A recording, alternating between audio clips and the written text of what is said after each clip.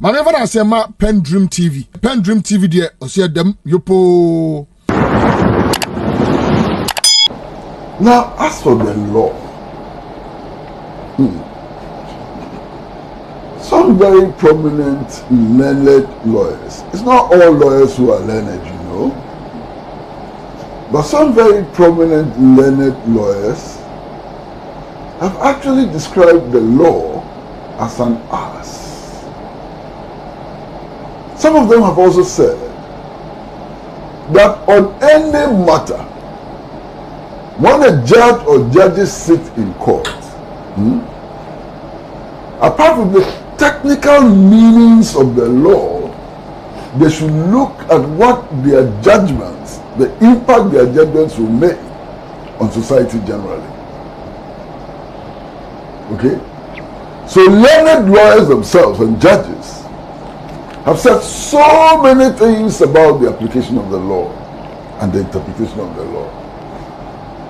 And I've always been hoping that our judges and our lawyers will be informed and guided by these noble principles which have been established over many years. Unfortunately, I don't see that happening. My brother here is a lawyer. One of the things which has been said about the law is that no matter what the law says, no matter its text, no matter its technicality, it must make sense. It must not make sense only to lawyers, it must make sense to ignorant people like me. So here we are. What is the case against the Chief Kwasi? That he used to have Canadian nationality, or had Canadian nationality, and also had Ghanaian nationality, which is not against the law in Ghana. It is legal. Except that our constitution says that you cannot be a member of parliament if you have more than one nationality, another nationality, in addition to your Ghanaian nationality, or a nationality which is not Ghanaian at all. You cannot be a member of parliament. So the Chief Kwasi knew this, and before he filed to contest to become a member of parliament, he renounced his Canadian citizenship. And there is evidence that he renounced his Canadian citizenship.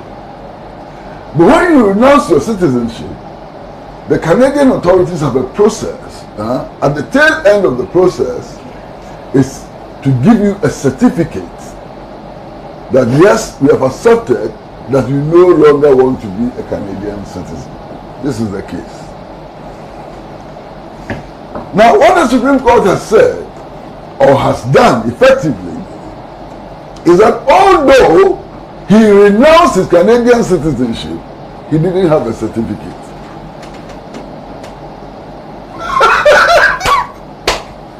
Amen. That's all. This whole matter is about when the certificate of renunciation was issued. That at the time he was filing his papers, he hadn't had the certificate. He had renounced the citizenship, but he didn't have the certificate. This is the law and its interpretation. Hey! Osofu Daddy used to say, Abakede. Hey! Mother, can you believe this? And then,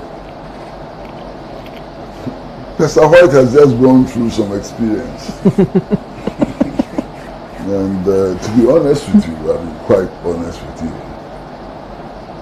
I had always respected Pastor White. I'd always seen him as an intellectual who pursued his objectives, you know, with a lot of courage and so on. But unfortunately for all of us, his conduct in court painted a totally different picture. Because it's not the only one. There are so many people who fear prison. They fear prison so much that they will do anything not to go to prison. And it turns out that even some of our most outstanding intellectuals fear prison. When they see prison, they will run and do all kinds of things. But that's just by the way. But you see, I'm looking at this decision of the Supreme Court. And I disagree with the decision of the Supreme Court. I think that the Supreme Court ought to have taken all the different factors into consideration. It didn't. One of the factors it didn't take into consideration is simply the fact that the man renounced the citizenship. He didn't like it. You cannot renounce a citizenship and still be regarded as a citizen of that entity. But the court, in its wisdom, and in fact, to be on the Supreme Court, you must have a lot of wisdom. If you look at the qualification, they must have a lot of wisdom, and they do have a lot of wisdom, and they displayed that wisdom in this particular case. So the court has finally decided the election has been, and what is happening? Like all the by-elections we have seen in this country, tractors, excavators, what have you, have been moved to Assin North. In fact, some of the videos I saw, it was not just a question of moving tractors and excavators and so on to Assin North. Brand new excavators. Excavators which have not been touched by even water. Brand new, shine. Tear rubber, thank you. Have been moved to Assin North.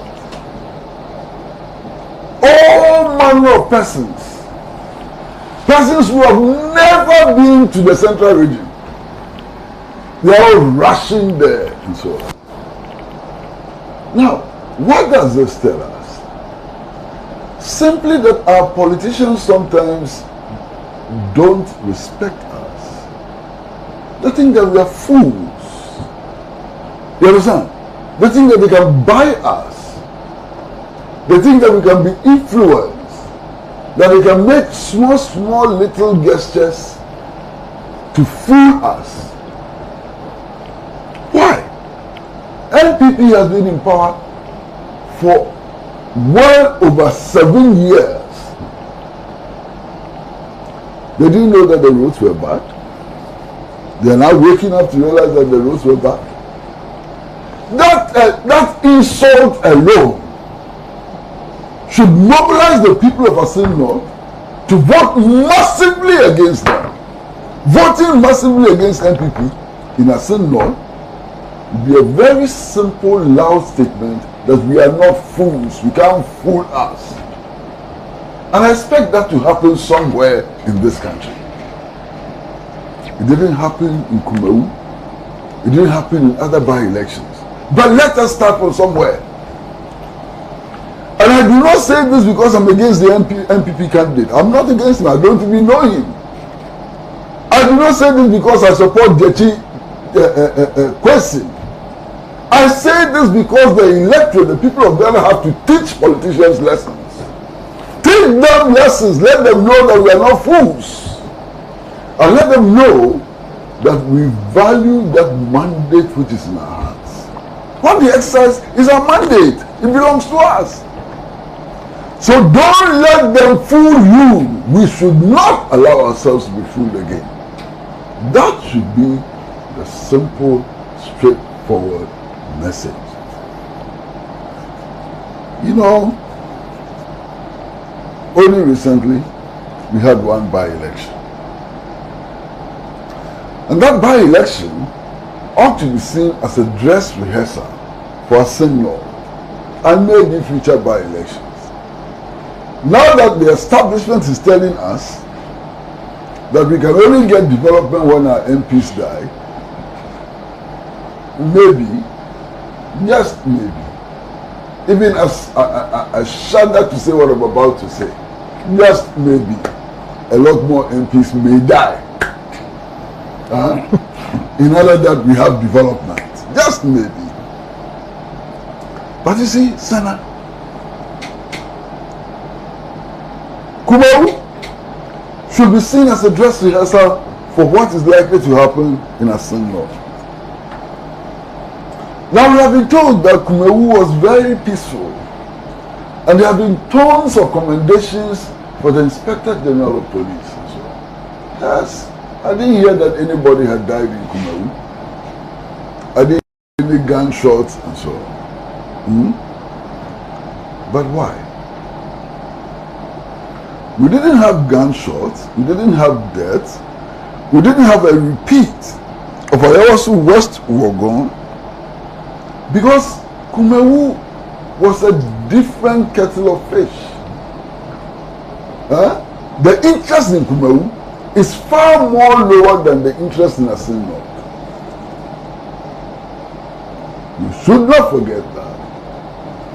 If the MPP wins Assin North, the signals it sends out is louder and clearer in many ways.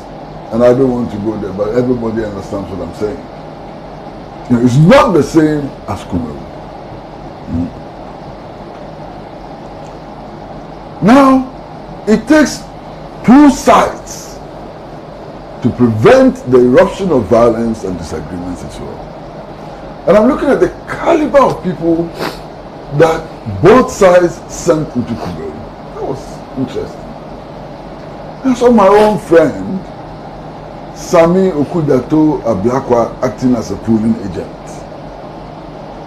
I saw lawyers of the NDC, Eduji Tamako, all of them, you know, there on the ground.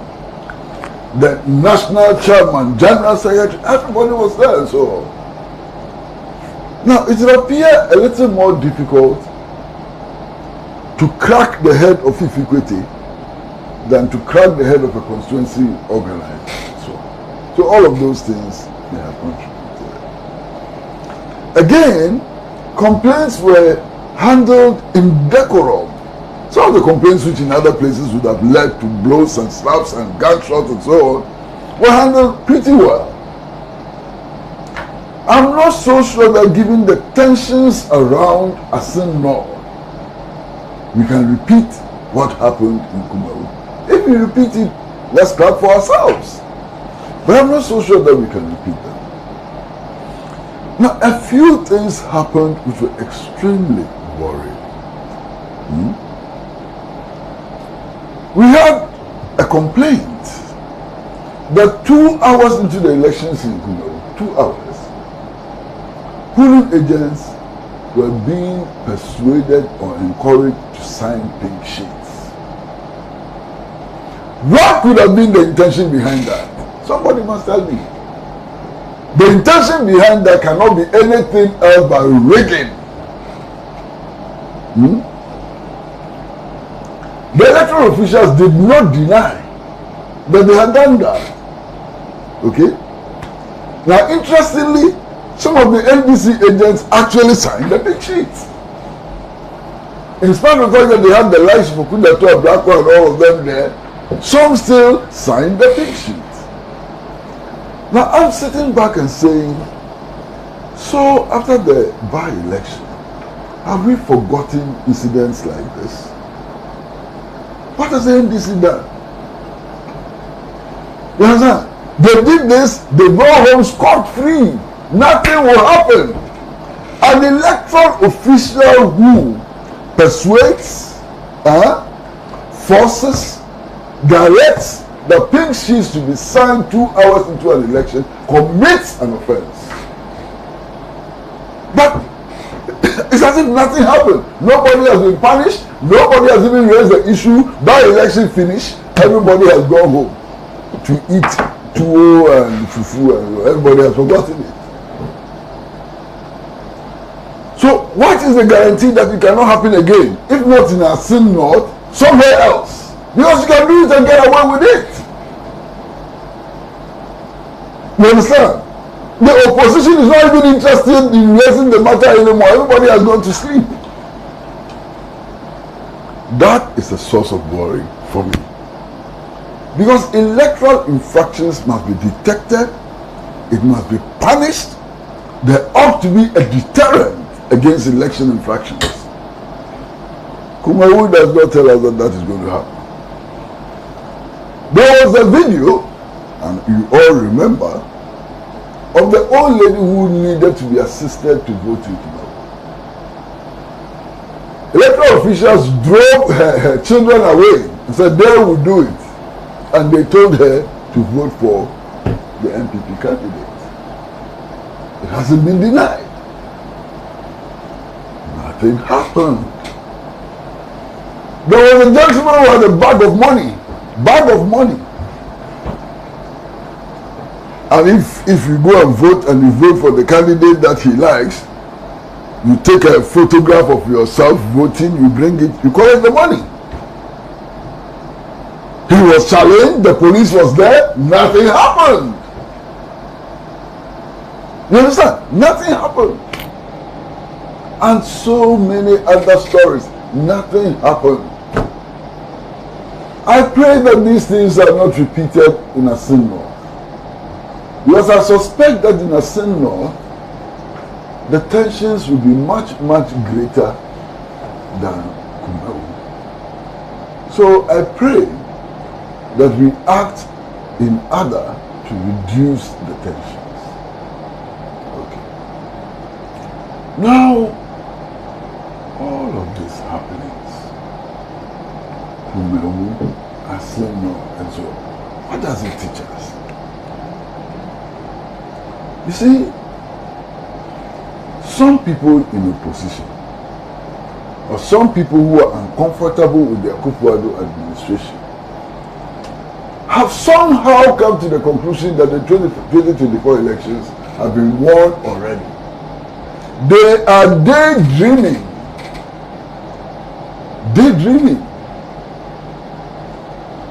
Master, you, Senna, I'm happy that you are sitting here. On the day of that by-election, I was driving to work, and my tuner was on Radio Go. And I heard the video that you played, the audio that you played on your radio station.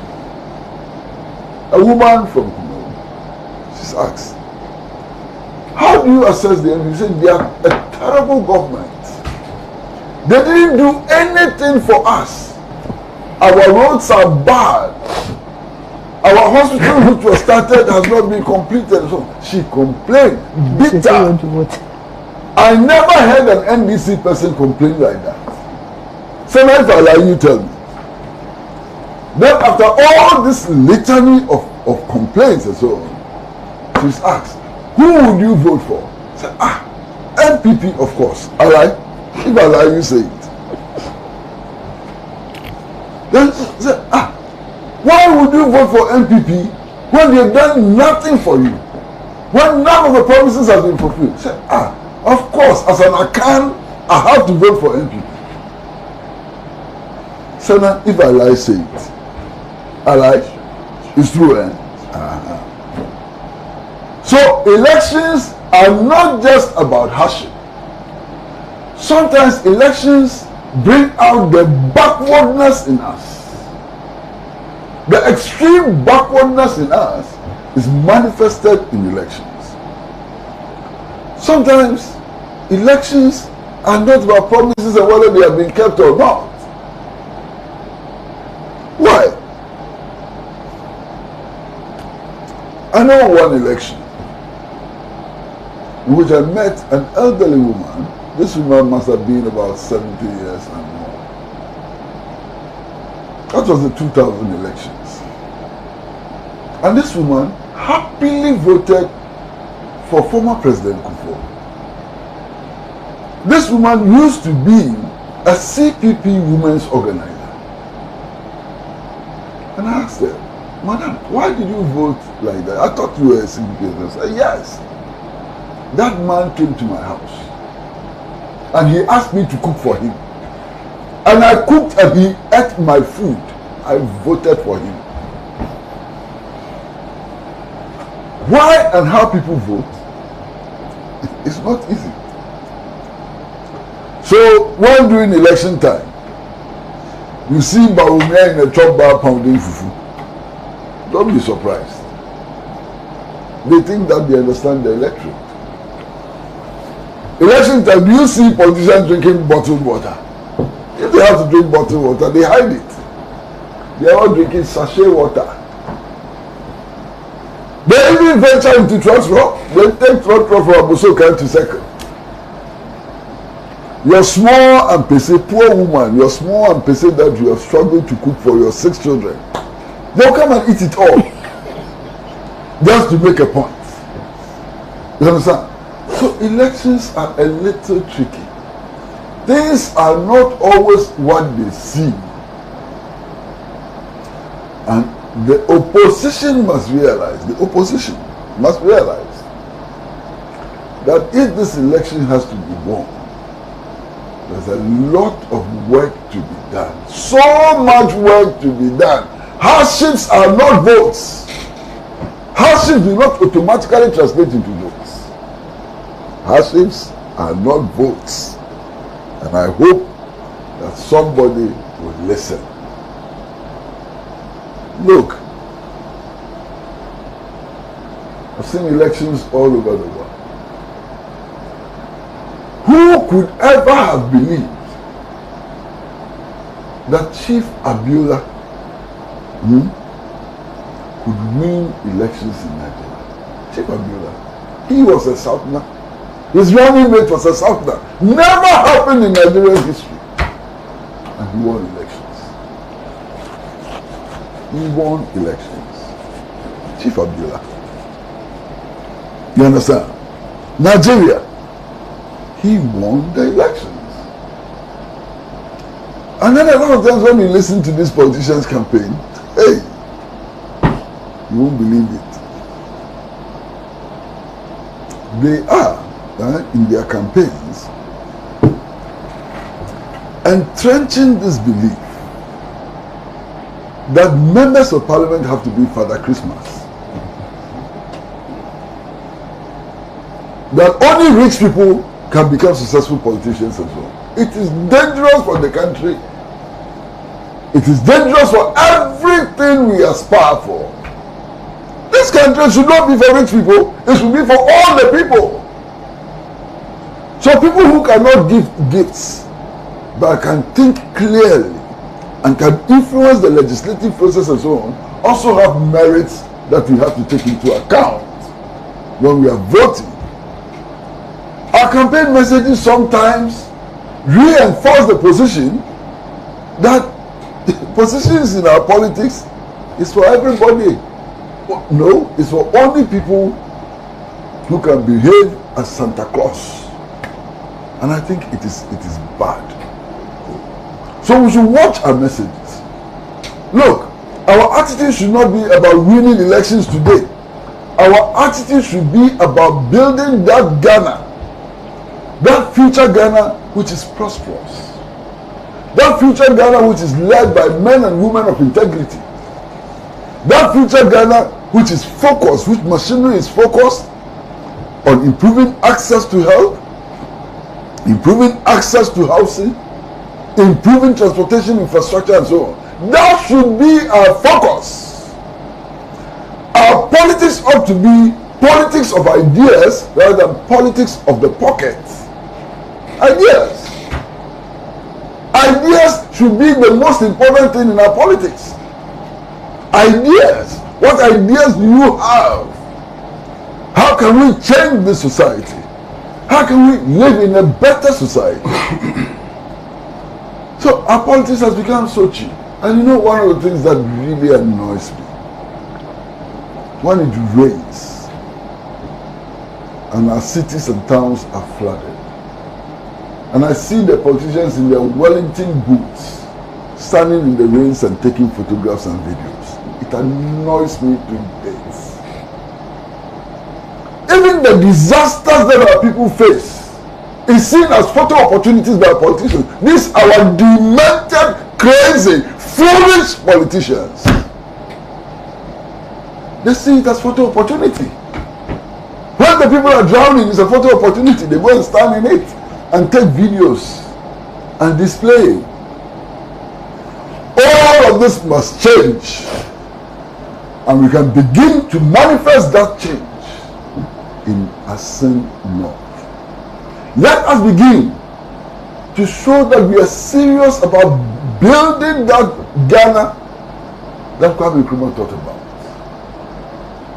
You know, I'm going to say something else, and then that will be my final submission. I'm sure all of us have been reading the newspapers. All of us. Because the comical display in the MPP is one thing. You see, who is picking funds for who? And how it's being done. I look at it and I laugh. As for Timothy Bawumia, no, Timothy Bawumia. Oh, it's also Bewa. Hey, so Timothy Bewa Mahmoud Bawumia. Hey, politicians. As for him, the people who went to pick the forms for him the first day, they didn't even know the rules that their own parties have set. It's a big minus. Now we have market women picking forms. All kinds of people picking forms. What is this joke? Very soon, cocoyam farmers will be picking forms as well. What is this, all this joke? You know. But you see, that is the politics our leaders think they can impose upon us. But we, the people, need to show these leaders that we are more sensible than them. And we demand that they become as sensible as we are. All of us have been reading the papers. The circus in the NPP is interesting. But have you seen the circus in the NDC? Annoying. Everybody wants to be Mahama's running mate. If I lie, tell me. Everybody wants to be Mahama's running mate. The other day, one newspaper published a list of 8. You have Assin by election to go and contest. You are not doing that. You have Dechi Kwasi to help to win. You are not doing that. All their guns are turned on Professor Nana Jenopoku Adjuma. They want to dislodge her and take her place.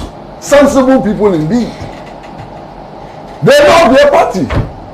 And that is how they express their love. Hey, Assin. Everybody wants to be Mahama's running mate. They forget that it is not a competitive position. There will be no election on who becomes Mahama's running mate.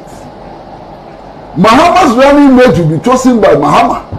That's what their own constitution says. They haven't even read their constitution. In any case, I'm happy that my sister is here. I heard you the last elections.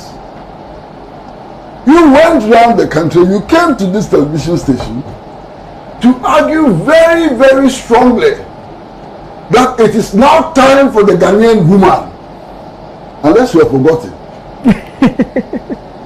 that it is now time for the Ghanaian woman, and that your party has demonstrated abundant faith in women by selecting this professor. Now, if you change her, what would you come to say? Go and change her. If you change her and bring a man, what are you coming to tell us? That you no longer have faith in Ghanaian women? She's from my region. I can't change her.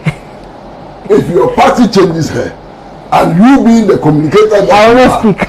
You will speak. I doubt she will be changed anyway. So you will come to tell us that you made a mistake the last time by opening the gate for Ghanaian women. And then now you see the women are useless. So you are going back to men. Come and tell us. We are here. We are waiting for you. We are waiting for. What is this?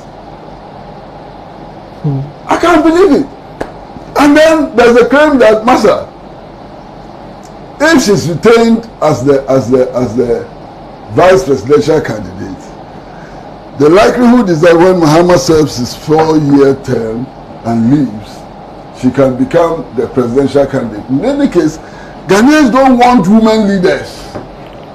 So pluck her now and put somebody there who can carry on after Muhammad has left. What stupidity is that?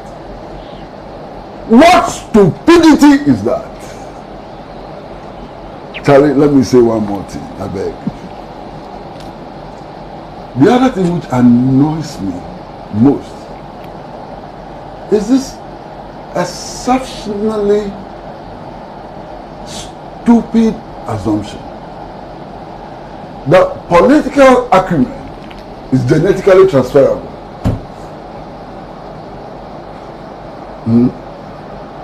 That if you are Kwame Nkrumah's son, you can become Kwame Nkrumah.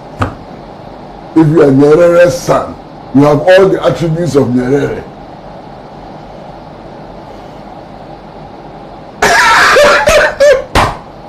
Hey, now we are going to transfer political acumen genetically. God bless you. I wish you the best in your stupidity. Thank you. Well, we'll take a break. We'll be right back. My never say ma PENDREAM TV. PENDREAM TV there. Osia dem yopo.